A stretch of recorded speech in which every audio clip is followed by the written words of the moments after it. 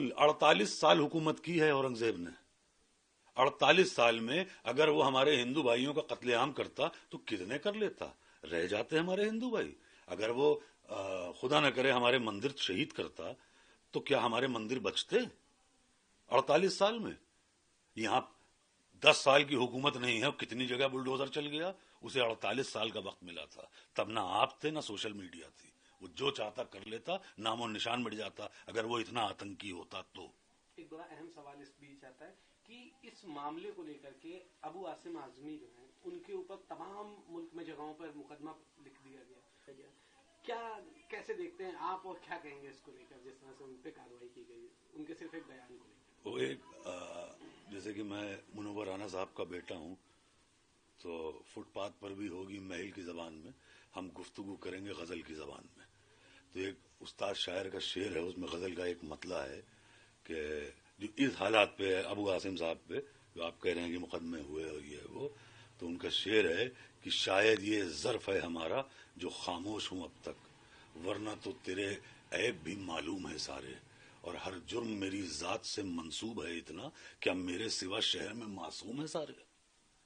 صرف ہم ہی نشانہ بنتے ہیں، ہم تو کچھ بھی کرنے برے ہیں. بھائی میں کہہ رہا ہوں اورنگزیب خراب تھا، میں کہہ رہا ہوں کہ ایک اچھا بھلا آدمی وہ تھا بہادر شاہ ظفر، وہ بھی خراب تھا. ہم مان لیتے ہیں علاؤ الدین خلجی بھی خراب تھا، یہ بھی خراب نکلے. بعد میں یہ جو اور بھی لوگ آ گئے سب خراب. ہمارے مافیا بدماش جو نکلے جو ان کو جتاتی رہی پبلک، وہ آج آسانی سے گھوم رہی ہے، سب خراب. جب میرے والد منور رانا خراب ہو سکتے ہیں تو پھر تو یہ لوگ تو بہت برے ہوئے ہیں. بھائی یہ تو مطلب میرے والد کی کیا غلطی تھی؟ میرے والد کی یہ غلطی تھی کہ وہ گوڈسے کے دور میں گاندھی گیری کر رہے تھے.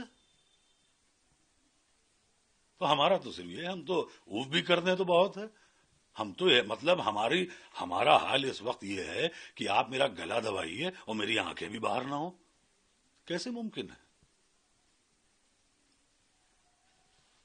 آخری سوال رہے گا، بڑا اہم سوال ہے کہ جس طرح سے آج کے دور میں 400 سال پہلے، 500 سال پہلے یا 200 سال پہلے جو پورو میں چیزیں ہوئی ان کو بار بار کریدا جاتا ہے اور ان پر سیاست کہیں نہ کہیں آ کے ٹھہر جاتی ہے، ان پر چیزیں بیس بن جاتا ہے. موجودہ وقت کی جو استھتی ہے اسے سب بھول جاتے ہیں. یہ دیکھیے، یہ تب ہوتا ہے جب ہمارے پاس کوئی نئی اپلبدھی نہ ہو. تو جب ہم نے کچھ نیا بڑا اچھا کچھ کیا ہوتا تو ہم ایسے ماضی میں نہیں جاتے. ماضی مطلب پاسٹ میں.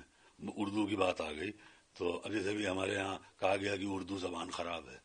اب بتائیے صاحب، فراق گورکھپوری اتنا بڑا شاعر، رگھوپتی سہائے نام تھا ان کا تخلص تھا فراق گورکھپوری.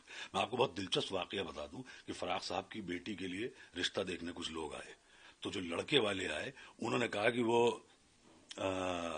تو فراق صاحب سے، ان کا تلفظ بہت خراب تھا، مطلب پروننسیشن. تو وہ فراق صاحب سے کہنے لگے، لڑکے کے باپ ان کے والد، کہ اچھا تو آپ شاعر ہیں؟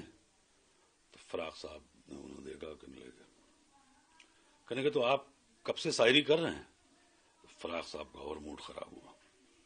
تو کہنے لگے پھر کوئی غزل سنائیے.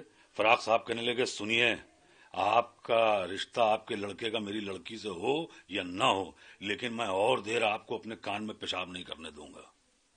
فراق صاحب کہتے تھے، پروفیسر تھے رگھوپتی سہائے فراق گورکھپوری. فراق صاحب کہتے تھے کہ اردو اس لیے پڑھ لو کہ اگر کل کو افسر بن جاؤ تو افسر معلوم بھی دو. تو یہ تھی اردو زبان. اور رہی بات یہ جو اتہاس اور پاسٹ، یہ دیکھیے یہ دوہرا ماپدنڈ ہے. میرا ماننا یہ ہے کہ آپ یہ دوہرا ماپدنڈ لے کے نہیں چل سکتے. آپ کو مغل سے نفرت ہے اور مغلئی پسند ہے، تو یہ میری سمجھ کے باہر ہے نا. پھر آپ مغلئی بھی بند کرا دیجئے پورے ملک میں. مغلئی سے آپ کو محبت ہے، مغل سے نفرت ہے.